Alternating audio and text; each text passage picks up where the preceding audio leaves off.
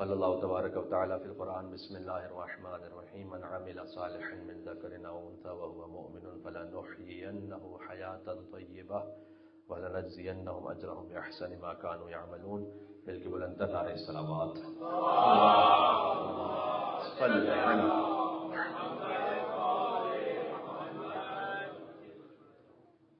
سید الشہداء کی شریکہ کا جشن ہے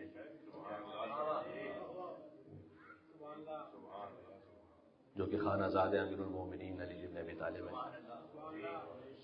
علی خانہ زاد رب اکبر ہے اور بی بی زینب خانہ زاد مولا حیدر ہے.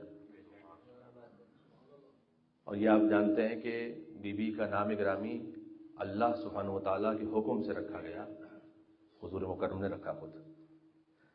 چونکہ اللہ سبحانہ و تعالیٰ کے حکم سے رکھا گیا ہے لہذا نام بی بی کا گویا وحی الہی ہے. جب آپ بی بی کا نام لیتے ہیں اس کا مطلب ہے کہ وحی الہی کی تکرار کر رہے ہیں.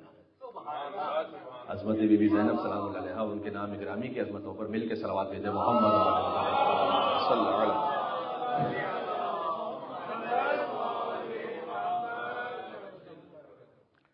بی بی زینب سلام اللہ علیہا نسل حضرت ابراہیم علیہ السلام سے. تو میں بات کو شروع کرنے لگا ہوں چونکہ بی بی کا جشن ہے تو 5 کلیدی فقرے بی بی کی زندگی سے عرض کروں گا. ہر انسان کی زندگی میں دیکھیں اہل بیت علیہ السلام ان کا تو ایک ایک عمل ایک ایک حرف وہ مرکز ہے. لیکن ہماری ہدایت کے لیے کبھی ہوتا ہے کہ آپ کچھ جملوں کو اخذ کرتے ہیں کسی کی زندگی سے, کہتے ہیں کہ اس پر پوری زندگی محیط ہو سکتی ہے میری اور بچوں کی نسلوں کی ہدایت کے لیے درس کے لیے. تو میں 5 فقرے عرض کروں گا بی بی کی زندگی سے اور 9 صفات بی بی کی پیش کروں گا اس لیے کہ بی بی زینت پنجتن ہے اور ثانی زہرا ہے. تو 5 اور 9 کا عدد میں نے یہاں سے حاصل کیا ہے. مل کے صلوات بھیجیں محمد و آل محمد علیہ السلام پر. اللہم صلی علی محمد و آل محمد. سب سے پہلی بات یہ کہ اللہم تقبل منا ھذا القربان. یہ بی بی فرمائے دیکھیں ہے جشن تو مجھے جشن ہی کی کیفیت میں پڑھنا ہے. مصائب کی طرف میں کوشش کروں گا کہ اس لیے نہ جاؤں کہ اہل بیت علیہ السلام کا حکم ہے کہ ہماری خوشی میں یحزنون بحزننا ویفرحون بفرحنا. تو جشن ہے تو میں جشن کی کیفیت میں آپ کی خدمت کرنا چاہتا ہوں. لیکن بہرحال ہے یہ فقرہ اس وقت کہ جب کربلا معلیٰ میں بی بی تشریف لائی ہے مقتل میں اور فرمایا اللہم تقبل منا ھذا القربان. پروردگار میری جانب سے اس قربانی کو قبول فرما لے. میں نے عرض کیا تھا کہ بی بی زینب سلام اللہ علیہا ہیں حضرت ابراہیم علیہ السلام کی نسل سے. وَإِذْ يَرْفَعُ إِبْرَاهِيمُ الْقَوَاعِدَ مِنَ الْبَيْتِ وَإِسْمَاعِيلُ رَبَّنَا تَقَبَّلْ مِنَّا. ابراہیم اور اسماعیل جب کعبے کی دیواروں کو بلند کر رہے تھے تو کہتے جاتے تھے کہ پروردگار تو اس تعمیر کعبہ کو ہم سے قبول فرما لے. بی بی زینب سلام اللہ علیہا گویا فرما رہی ہیں کہ تعمیر کعبہ کی دعا مانگی ہے میرے جد نے اور روح کعبہ حسین ابن علی ان کی شہادت پر گویا پورے دین کی حفاظت کے لیے حفاظت کعبہ کے لیے دعا مانگی ہے بی بی زینب سلام اللہ علیہا نے. اللہم تقبل منا ھذا القربان. جو ہم نے قربانی دی سے قبول فرما لے. عمل کا صحیح ہو جانا اہم نہیں, عمل کا قبول ہونا ہے.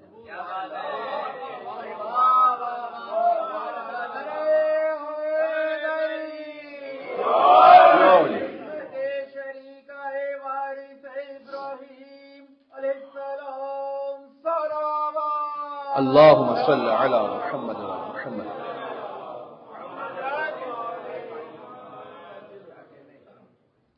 جس بی بی کے 5 بھائی 2 بیٹے 7 بھتیجے 4 چچا زاد بھائی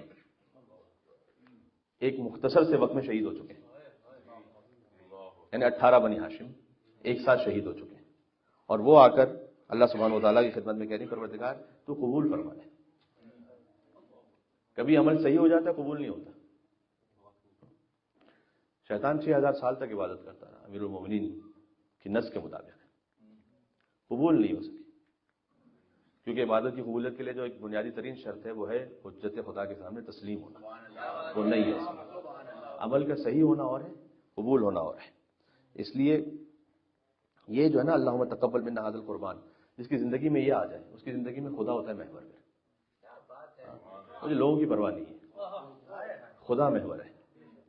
دیکھیں اور یہ بات خالی علم آ جانے سے نہیں آتی. کبھی ایسا ہوتا ہے کہ عالم دین سے بیان کر رہے تھے کہ ایک جوان نے میرے پاس آ کر کہا کہ میں بہت بار بار گناہ ہو جاتے ہیں مجھ سے، میں کنٹرول کرنا چاہتا ہوں لیکن نہیں کنٹرول کر پا رہا، تو کچھ نصیحت کیجیے مجھے۔ تو کہتے ہیں میں نے ان سے پوچھا کہ تم علمی اعتبار سے، دینی اعتبار سے پڑھے لکھے ہو یا نہیں ہو؟ کہ میرے پاس بہت پڑھا لکھا ہوں، 10-15 دلیلیں توحید پہ دے سکتا ہوں، لیکن آپ کو نصیحت کریں۔ تو کبھی ہوتا ہے کوئی ایک کلیدی فقرہ، تو کہتے ہیں مجھے سورہ الگ کی آیت نمبر 15 ذہن میں آئی، الم یعلم بان اللہ یرا، کہ یہ بات ہمیشہ ذہن میں رکھیے گا، کیا تم نہیں جانتے کہ اللہ دیکھ رہا ہے؟ کیا تم نہیں جانتے کہ اللہ دیکھ رہا ہے؟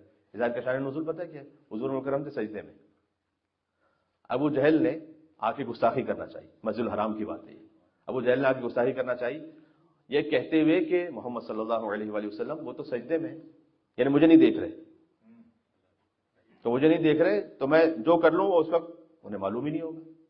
اسی وقت آیت نازل ہوئی اور حضور مکرم نے سجدے میں آیت پڑھی، الم یعلم بان اللہ یرا، کیا تم نہیں جانتے کہ اللہ دیکھ رہا ہے؟ ایک مل کے صلوات بھیجیں محمد وعلی محمد علیہ السلام صلی اللہ علیہ وسلم۔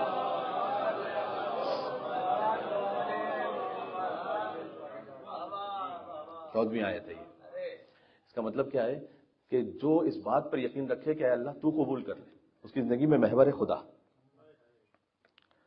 تو آپ غور فرما رہے ہیں، کبھی کبھار عمل ہوتا ہے بہت زیادہ لیکن تکبر کی وجہ سے ضائع ہو جاتا ہے، حسد کی وجہ سے ضائع ہو جاتا ہے۔ طلحہ و زبیر کے اعمال کو کم ہے کیا؟ آپ تاریخ میں جا کر دیکھیں، طلحہ کی بیٹی سے تو امام حسین کا ازدواج ہوا ہے، شاید کم جانتے ہو لوگ، یعنی امام حسین داماد ہیں کس کے؟ طلحہ کے۔ اب جیسے ابو سفیان کی بیٹی سے رسول اللہ کا ازدواج ہوا تھا، یہ میں نے اس لیے وضاحت کر دی کہ کہیں کوئی یہ نہ ہو جائے کہ جناب یہ کیا توہین ہو گئی۔ آتا یہ کہ اس بیٹی کا نام ہے ام اسحاق، طلحہ کی بیٹی کا نام ہے ام اسحاق، اس کا ازدواج ہوا امام حسین علیہ السلام سے، لیکن اعمال ضائع۔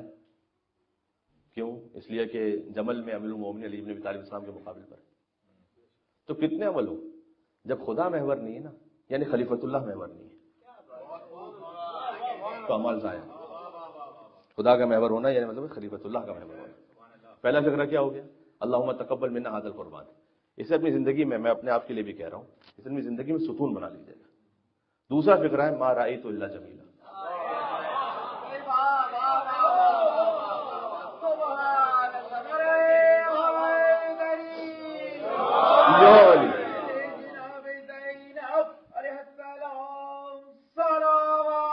اللہم صلی علی محمد وعلی محمد۔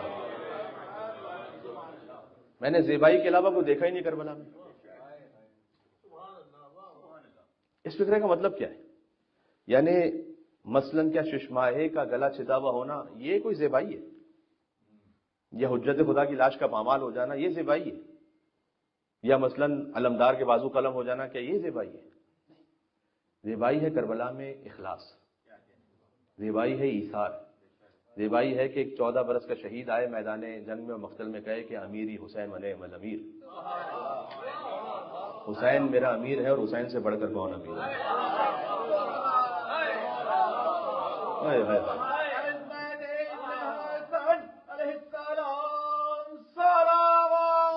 اللہم صلی علی محمد وعلی محمد۔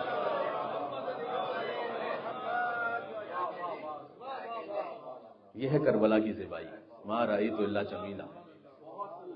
یہ ہے کربلا کی زیبائی کہ با وفا کے بازو قلم ہو اور وہ کہیں واللہ ان قطعتم عن یمینی فانی احامی ابدا عن دینی، عن امام صادق یقینی، خدا کی قسم چاہے تم نے میرا دایاں ہاتھ قلم کر دیا لیکن میں اپنے امام کی نصرت کرتا رہوں گا جو حسین عباس کا دین ہے، عن امام صادق یقینی۔ یہ ہے کربلا کی زیبائی، یہ ہے کربلا کی زیبائی کہ سعید ابن عبداللہ امام حسین علیہ السلام کے آگے کھڑے ہوں تاکہ تیر حسین تک نہ پہنچیں اور پھر سوال کریں وفی تو ابن رسول اللہ، مولا جو وفا کا حق تھا وہ پورا ہو گیا یا نہیں؟ یہ ہے کربلا کی زیبائی، یہ ہے ایثار، یہ ہے خلوص، یہ خدا محور، یہ ہے کربلا کی زیبائی۔ ما رأیت الا جمیلا، پہلا جملہ ہے اللہم تقبل منا ھذا القربان، دوسرا فقرہ ما رأیت الا جمیلا۔ یہ انسان کو کیا عطا کرتا ہے؟ یہ انسان کو عطا کرتا ہے کہ سختیاں کتنی بھی ہو جائیں زندگی میں، ما رأیت الا جمیلا، میں نے کچھ دیکھا ہی نہیں اللہ کی جانب سے سوائے خوبی کے اور زیبائی کے۔ یہ انسان کو اگر اس کے وجود میں اتر جائے جملہ تو اسے سختیوں میں ہمت عطا کر دیتا ہے۔ مثلا کوئی جوان یہ پوچھے کہ میرا ہی بیٹا ڈسیبل کیوں ہوا، مثلا کوئی یہ پوچھے کہ میرے کاروبار کے ساتھ یہ کیوں ہوا، مثلا کوئی یہ پوچھے کہ میری والدہ کے ساتھ، میرے والد کے ساتھ کیوں۔ زندگی ہے نا وہ کیوں سے بھری پڑی ہوئی ہے، کیوں کیوں کیوں کیوں کیوں۔ اگر اللہ پر یقین ہے تمہارا ہی تو اللہ جمیلہ، کچھ بھی نہیں ہے سوائے کہ زیبائیوں کے، کیونکہ اللہ سبحانہ و تعالیٰ کی جانب سے اگر اللہ کوئی امتحان لے رہا ہے تو یا گناہ کو معاف کر رہا ہے یا درجات کو بڑھا رہا ہے۔ تمہارا ہی تو اللہ جمیلہ، ہم نے کوئی دیکھا ہی نہیں سوا اس خوبی کہ مل کے صلوات بھیجیں نام بی بی زینب سلام اللہ علیہ۔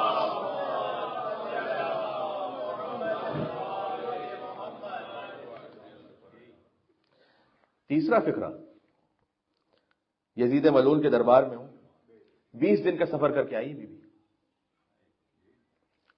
شدت، خستگی، پیاس، بھوک، مصائب۔ بی بی وہ ہیں کہ جن کے شوہر عبداللہ بن جعفر طیار عرب کے ثروت مند ترین آدمی ہیں، یہ ذہن میں رکھیے گا، ان ساری بظاہر دنیا کی آسائشوں کو چھوڑ کر آئی ہوئی ہے، یعنی وہ خاتون نہیں ہے کہ جس کی زندگی ویسے فقر میں گزر رہی ہے۔ بی بی وہ ہیں، میں نے آپ کی خدمت میں عبداللہ بن جعفر طیار کی ایک تعریف پڑھی ایک مرتبہ کہ ان کو تو رسول اللہ نے دعا دی تھی کہ آپ کے کاروبار میں کبھی نقصان نہ ہو، اس لیے لوگ چاہتے تھے کہ ہم عبداللہ بن جعفر طیار کے ساتھ شراکت رکھیں اور پارٹنرشپ کریں، اس لیے وہ جانتے تھے کہ رسول اللہ نے دعا دی ہوئی ان کو کبھی نقصان نہیں ہوگا، اور وہ اتنا عطا کرتے تھے، اتنا عطا کرتے تھے، اس کے باوجود بھی کوئی کمی نہیں تھی۔ تو عبداللہ بن جعفر طیار عرب کے ثروت مند ترین افراد میں سے ایک ہیں، اگر یہ نہ کہوں کہ ثروت مند ترین ہے خود۔ بی بی ایسے گھر سے تشریف لا رہی ہیں اور پھر پہنچی دربار یزید میں۔ اس وقت یہ فرمایا کہ کت قیدک وسع سعیک، یہ اللہ پہ یقین دیکھیے گا، کت قیدک وسع سعیک، جو چال چلنا ہے چل لے، جیسے کوشش کرنا ہے کر لے، واللہ لا تمحو ذکرنا، خدا کی قسم تو ہم اہل بیت کے ذکر کو مٹا ہی نہیں سکتے۔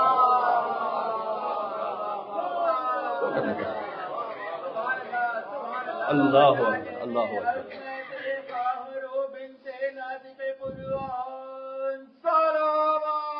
اللہم صل علی محمد وعلی محمد۔ خدا آپ کو لے کر جائے بی بی زینب سلام اللہ کے حرم میں مل کے اور صلوات بھیجیں محمد وعلی محمد علیہ السلام، اللہم صل علی۔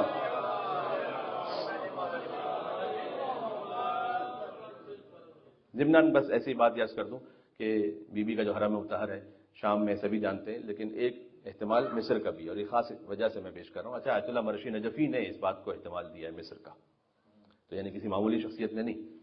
البتہ اس کا مطلب یہ نہیں ہے کہ اگر مصر میں بیوی دفن ہے تو شام میں کوئی بھی دفن نہیں ہے، اور شام میں بیوی ہے تو پھر مصر میں کوئی بھی نہیں ہے، دونوں ہیں مولا علی کی بیٹیاں، لیکن مولا علیہ السلام کی دختر ہونے کے سبب ایک اشتباہ یہ ہوا کہ بی بی زینب سلام اللہ اس طرف دفن ہے یا وہاں۔ یہ میں خاص طور پر اس سے بات کر رہا ہوں کہ یہ جو ایام ہیں، یعنی بیوی کے جشن کے ایام 5 جمادی الاولیٰ سے آگے، اس میں ایک آگاہ رئی شہری تھے کہ جو مصر گئے، کہتے ہیں کہ میں وہاں حرم میں گیا جو منسوب ہے مصر میں بی بی زینب سلام اللہ سے، قاہرہ کے قریب زینبیہ کا علاقہ ہے، جیسے دمشق کے قریب زینبیہ کا علاقہ ہے، تو کہتے ہیں کہ وہاں میں نے دیکھا کہ 5 دن تک جشن مناتے ہیں مصری، بیوی کی آمد پر، اہل سنت ہے وہ 5 دن تک جشن مناتے ہیں بی بی زینب سلام اللہ کی آمد پر۔ تو غور فرمائیے گا، خود مصری خاتون ہے ایک عائشہ بنت شاطئ، اہل سنت سے، انہوں نے کتاب لکھی ہے زینب قہرمان کربلا۔ یہ بات یاد رکھیے گا، اہل بیت علیہ السلام کی خدمت میں جو جہاں کہیں جیسے اس کو سعادت نصیب ہو جائے۔ ابھی آپ یہاں بھی بیٹھے ہوئے ہیں، یہ بھی اہل بیت السلام کی خدمت ہے۔ صادق علیہ محمد کے ایک غلام تھے، یعنی ان کے یہاں خادم تھے، تو وہ خدمت کیا کرتے تھے مولا کی، تو خراسان سے ایک شخص آیا۔ اب خراسان کا وہ کافی امیر شخص تھا، اور خراسان میں کافی اچھی آب و ہوا ہے، مدینہ میں آپ جانتے ہیں کہ بڑی شدید گرمی ہے، تو وہاں سے وہ آیا۔ وہ خراسان کا شخص کچھ دنوں تک آتا رہا امام کی خدمت میں، تو اس نے دیکھا کہ خادم ہے خاص امام کا، جو امام کی سواری تیار کرتا ہے، امام کے لیے اہتمام کرتا ہے، تو اس نے ایک دن آ کے امام سے، اس خادم سے یہ کہا کہ کیا تم اس بات کے لیے تیار ہو کہ میں اپنی ساری دولت تمہیں دے دوں اور خراسان کی آب و ہوا، بہترین گھر، مجھے تم یہ خدمت دے دو۔ اچھا، وہ بھی کافی عرصے تک خدمت کر چکا تھا، تو اس نے سوچا کہ ٹھیک ہے کچھ اچھی آب و ہوا میں چلے جائیں. تو آیا امام کے پاس اور اس نے آ کر یہ کہا کہ سوال کیسے کیا اس نے کہا کہ اگر اے مولا کوئی خیر مجھ تک پہنچنا چاہے تو آپ روکیں گے تو نہیں اس کو؟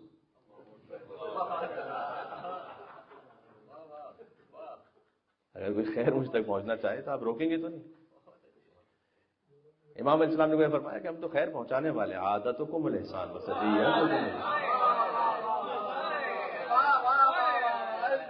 اللہ، آپ کی عادت میں احسان کرنا. اللہم صل علی.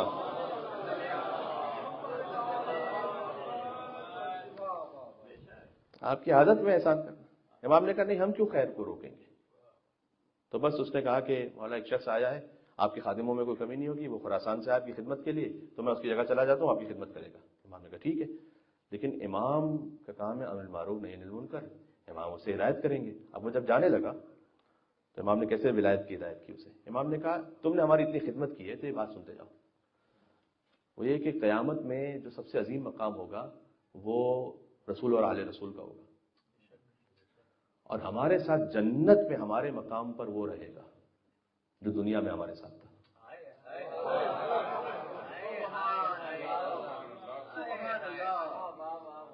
بس یہ نصیحت ہے. اس سے ہمیں یقین ہے، کیونکہ امام علیہ السلام کا کرم آج تک جاری و ساری ہے. تو یہاں پر فقط فزیکلی ان کے ساتھ ہونا مراد نہیں ہے، آپ یہاں پر رہتے ہوئے ان کے حرم سے بجائے ہزاروں کلومیٹر دور بھی ان کے ساتھ ہو سکتے ہیں، اگر آپ ہیں عمل میں ان کے ساتھ، اگر آپ ہیں کردار اور عمل میں اور عقیدے میں ان کے ساتھ، تو آپ وہاں ساتھ میں ہو سکتے ہیں. غور فرمائیں. امام نے کہا جو دنیا میں ہمارے ساتھ ہوگا وہ جنت میں ہمارے ساتھ ہوگا. عجب ہے. کچھ باہر نکلا تو خراسانی چہرے کو دیکھ کر سمجھ گیا کہ یہ منع کرنے کے لیے آیا مجھے. پہلے گیا تھا تو بڑا اس کیفیت میں گیا تھا، لیکن جب واپس آ رہا ہے تو یہ کسی اور کیفیت میں واپس آ رہا ہے. یہ اہل بیت علیہ السلام کی شان ہے. زہیر خین گئے تھے امام حسین کے خیمے میں، گئے تھے عثمانی تھے، آئے تو حسینی تھے. تاریخ مل گئی.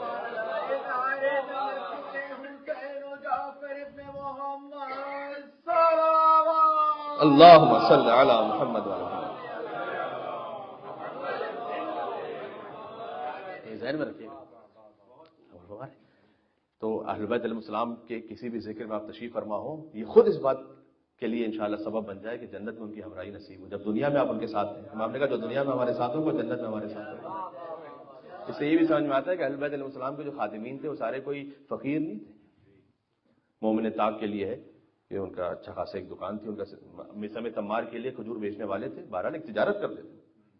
تو وہ ثروت مند تھے یا ایک اچھی زندگی ویسے گزار سکتے تھے، لیکن اہل بیت علیہ السلام کے ساتھ تھے، کیونکہ دنیا اور آخرت کا معاملہ تھا ان کا اہل بیت علیہ السلام کے ساتھ. تو تیسرا فقرہ کیا ہوا؟ واللہ لا تمحو ذکرنا، خدا کی قسم تو ہمارے ذکر کو مٹا ہی نہیں سکتا. چوتھا فقرہ کیا ہے؟ بی بی تشریف لائیں. وہیں جب دربار میں پہنچی تو 80 مستورات اور بچے ہیں اس کاروان میں، اور بیوی گزر رہی ہیں. یزید شراب کے نشے میں اقتدار کے ساتھ بیٹھا ہوا ہے، امام حسین السلام کا سر بھی سامنے، یعنی یہ کہ اس نے ہر طرح سے کوشش کر لی ہے کہ شہزادی زینب سلام اللہ علیہا اور بیویاں ان پر کسی طریقے سے اپنا اثر دکھا سکے. تو اس طرح سے لکھا ہے تاریخ میں کہ بی بی وہاں سے گزری اور اصل اس طرف دیکھا بھی نہیں، توجہ ہی نہیں کی، گویا جیسے اب کہتے ہیں نا کسی کو نظر انداز کرتے ہیں، ایسے ہی نہیں سمجھتے کسی. تو اس وقت یزید نے یہ کہا کہ یہ کون بی بی گزر رہی ہے؟ اس وقت بی بی نے فرمایا، چوتھا فقرہ میں کہہ رہا ہوں، انی استصغر قدرک، میں تیری قدر کو حقیر سمجھتی ہوں. انی استصغر قدرک، آئی بلیٹل یور ڈیسٹینی. اس کا ترجمہ یہ ہے. وہ امیر المومنین نے جو خطبہ متقین میں نہیں کہا، جو متقین کی صفات بیان کرتے ہوئے کہ عظم الخالق فی اعینہم فصغر ما دونہ، متقی وہ ہوتے ہیں کہ جن کی نگاہوں میں خالق اتنا عظیم ہوتا ہے کہ باقی سب کچھ حقیر ہوتا ہے. آپ کی نگاہ میں اگر خالق عظیم ہے تو سب کچھ حقیر ہے، باقی ختم. اور یہ ایک مثال اس کی دی جاتی ہے. آپ رن وے پر ہیں، پلین میں تشریف فرمائے، فلائٹ اڑنے والی ہے، آپ کو ساری چیزیں بہت بڑی بڑی نظر آ رہی ہیں، لیکن جب آپ اڑتے ہیں، اوپر جاتے ہیں، پرواز کرتے ہیں تو پھر ایسی چھوٹی چھوٹی چھوٹی ہوتے بالکل چھوٹی ختم ہو جاتی ہے۔ جب آپ اللہ سبحانہ و تعالیٰ کی بارگاہ میں پرواز کرنے لگتے ہیں، دنیا کی یہاں پر زندگی میں یہاں فرش سے جڑے ہوئے ہوتے ہیں تو ہر چیز بہت بڑی نظر آ رہی ہوتی ہے، جب عرش سے جڑتے ہیں تو فرش کی ہر چیز چھوٹی نظر آ رہی ہے۔ مل کے صلوات میں جناب بی بی زینب سلام اللہ علیہ۔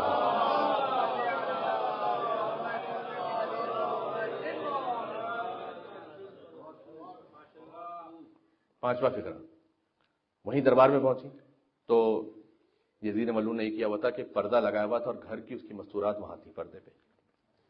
اب یہ مستورات کے لیے قابل غور جملہ ہے جو بی بی نے حجاب کی عظمت کو بیان کی، اور مرد سارے سامنے موجود تھے اور اہل بیت علیہ السلام کو ان مردوں کے درمیان بٹھلا دیا گیا۔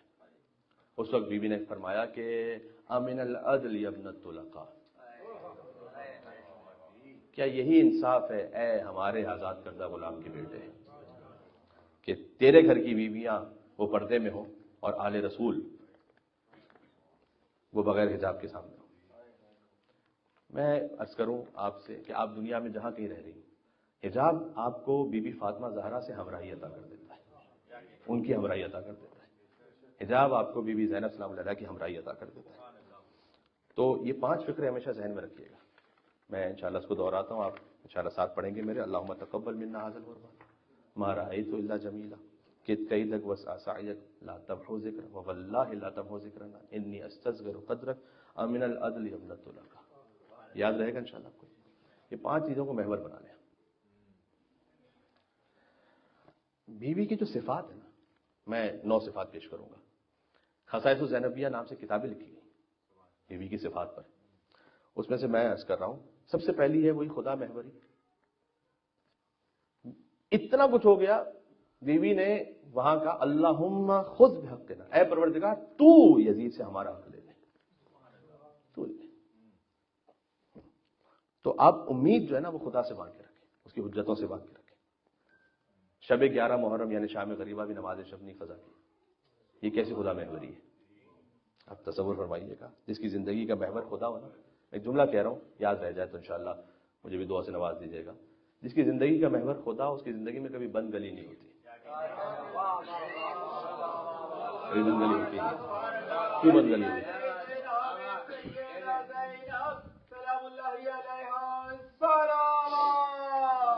اللہم صلی علی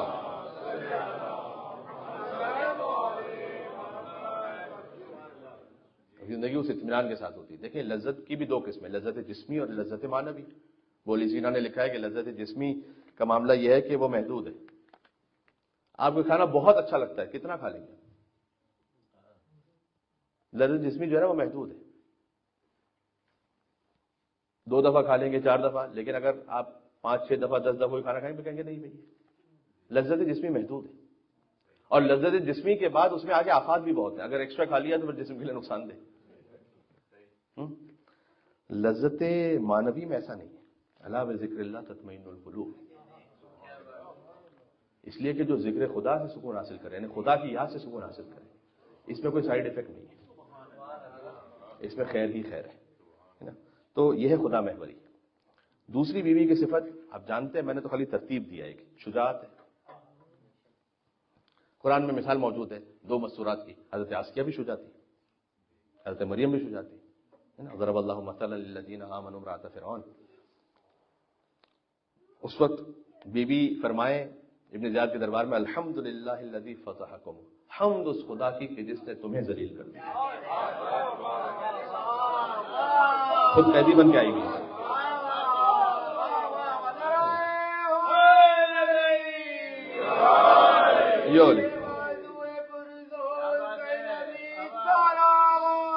اللہم صلی علی محمد وعلی محمد۔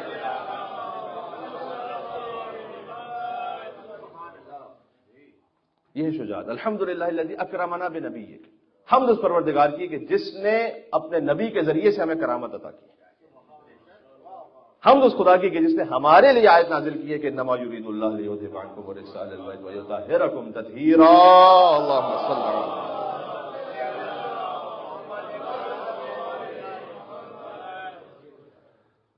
وہاں پہ بی آیت پڑھیں.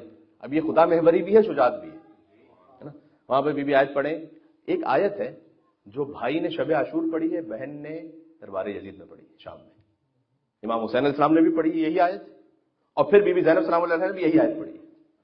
لا تحسبن الذین کفروا، جو کافر ہیں یہ گمان نہ کریں کہ ہم نے انہیں مہلت دی ہوئی ہے. تو جب ہم نے انہیں مہلت دی ہوئی ہے تو ہم ان کے اعمال کو بھول چکے ہیں. انما نملی لهم لیزدادوا اثما، ہم تو مہلت اس لیے دیتے ہیں کہ گناہ تھوڑے اور کریں. یہ امام حسین علیہ السلام نے بھی شب عاشور پڑھی. ہم تو مہلت اس لیے دیتے ہیں تمہارے گناہ تھوڑے سے اور آ جائیں سامنے اور گناہ کر. دیکھیں اللہ اگر فرعون کو پہلے قتل پہ پکڑ لے تو پتہ کیسے چلے گا کہ فرعون کتنا پست ہے. اللہ کے یہاں، ہمارے یہاں پر ہمیں جلدی ہوتی ہے کہ معاملہ جو ہے وہ فوراً ٹھیک ہو جائے، جو غلط کرنے والے کو فوراً سزا مل جائے. اس لیے کہ ہمیں نہیں معلوم آج ہمارا اقتدار ہے، کل نہیں ہے، ہم نظروں سے بہت کچھ دیکھنا چاہتے ہیں. اللہ کے یہاں معاملہ یہ نہیں. للہ ملک السماوات والارض، زمین و آسمان اللہ کے لیے. تو اللہ کو جلدی، اللہ یہ جملہ کہتے ہوئے عجیب لگتا ہے، اللہ کو جلدی نہیں ہوتی. واقعاً ایسا ہی ہے، واقعاً ایسا ہی ہے. اگر اللہ سبحانہ و تعالیٰ مثلا صدام کو پہلے جرم میں پکڑ لیتا تو کیا پتہ چلتا کہ صدام کیسا بڑا ظالم ہے. تو اسی لیے تو آخرت کا نظام رکھا ہے اللہ نے، ورنہ دنیا پہ نظام کیوں نہیں چھوڑا اللہ سبحانہ و تعالیٰ نے؟ اس لیے کہ اگر فرعون اور صدام یا ان جیسے لوگ مثلا اس نے 1000 قتل کیے ہوں تو آپ ایک قتل کی سزا دے سکتے ہیں، ایک دفعہ سزا ہے موت. اس لیے کہ یہاں کی لمیٹیشن ہے. 1000 قتل کی سزا کہاں ہے؟ اور یہ بات مثبت پہلو میں بھی ہے. اللہ کیا دے دے دنیا میں امیر المومن کو ایک ضربت کے صدقے میں کہ جس کی عبادت ثقلین کی عبادت سے افضل ہے. تو ہونا چاہیے نا کوئی ایسا مقام کہ جہاں پر کما حقہ اللہ عطا کرے علی جنہ کے جانے میں رسول.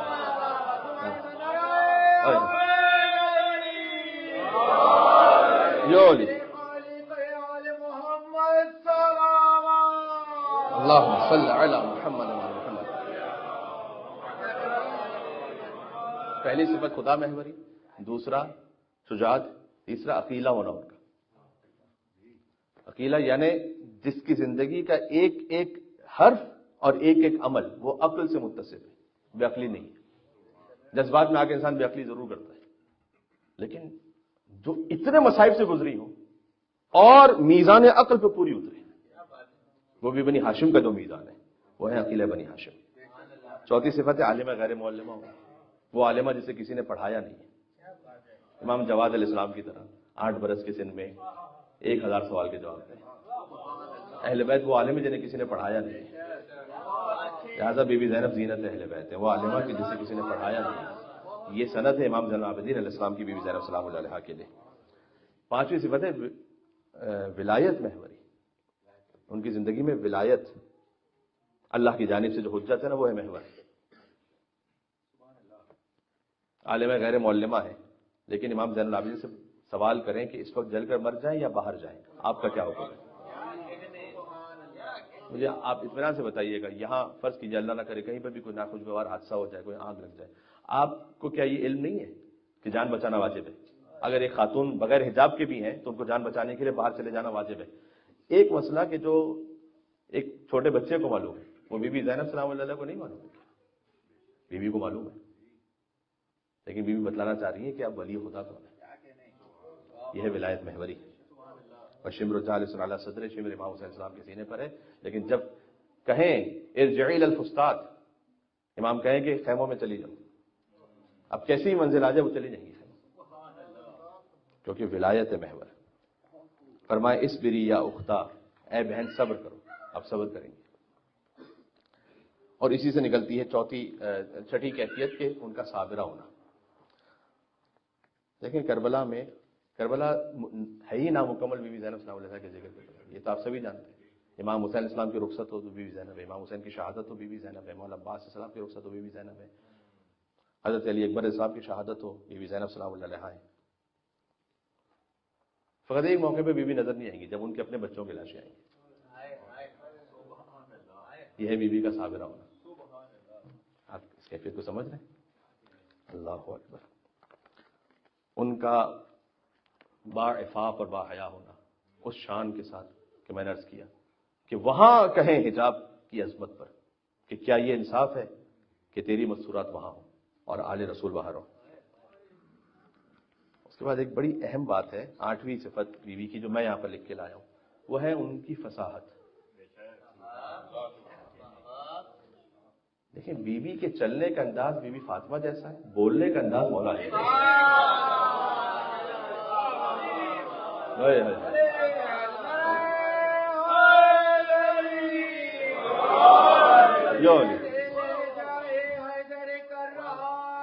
بی بی کا جشن ہے،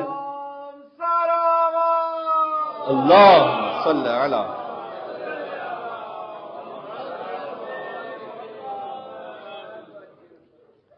تو ان کی فصاحت کہ جب وہاں کلام کریں تو رسول اللہ کا نابینا صحابی کہے کہ تمہیں علی کی آواز سن رہے ہیں، کہ تمہیں لہجہ حیدر کرار سن رہے ہیں۔ یہ ہے بیوی کے فصاحت و بلاغت، یہ 8ویں صفت۔ اور 9ویں صفت ہے ان کا تسلیم اور راضی و رضا الہی ہونا ہر کیفیت میں۔ یہ صفات بھی انشاءاللہ آپ کے ذہن میں رہیں گی۔ خدا محوری، شجاعت، عقل کے ساتھ زندگی گزارنا، عالمہ غیر معلمہ ہونا، ولایت محوری، صبر کرنا مصائب میں، عفاف اور حیا کو اپنے کمال پہ رکھنا، فصاحت کا ہونا، اور تسلیم و رضا کی منزل پر رکھنا۔ میں نے آج آپ کی خدمت میں 5 فقرے پیش کر دی اور 9 صفات بیوی کی پیش کر دی۔ اور میں اپنے آپ کو ذاتی طور پر ساری کائنات پہ بیوی کا احسان ہے۔ میں عرض کروں کہ جب میں پہلی مرتبہ تقریباً مجھے جو یاد پڑتا ہے یا دوسری مرتبہ بیوی کے حرم گیا تھا، تو اس وقت یہ جو کچھ میں خدمت انجام دے سکا، ظاہر ہے کہ والدین کی تربیت ہے، اساتذہ اس میں ان کا سب حصہ ہے، لیکن میں اپنے آپ کو تو ذاتی طور پر مدیون سمجھتا ہوں بی بی زینب سلام علیہ کا اس طرح سے کہ ایک ذہن میں خیال آیا تھا، آج سے بہت سالوں پہلے کی بات ہے، جب تھوڑا تھوڑا سا مجالس پڑھنا شروع کی تو میرے ذہن میں اللہ جانے کیا خیال آیا، اور وہ ایک خطیب کو ہم نے سنا تھا فارسی زبان کے، اس وجہ سے مجھے خیال آیا تھا کہ بیوی سے جا کے دعا مانگو کہ سخت ترین حالات میں بھی جو بیوی نے خطبہ دیا تھا تو اس کے صدقے میں دعا مانگو کہ بیوی آپ جیسی خطابت کسی کی ہے نہیں، تو یہاں سے بھیک مانگی جا سکتی ہے خطابت کی۔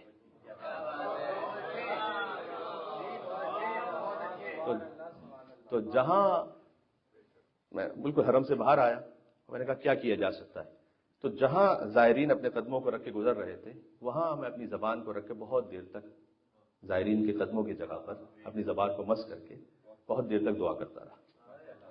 اس کے بعد مجھے خود محسوس ہوتا ہے کہ کچھ عطا کیا ایسا بیوی نے کہ بس ان کا کرم انشاءاللہ جاری و ساری رہے۔ تو یہ جو مدیوں ایک مل کے صلوات بھیجے نام ہے حیدر کرار،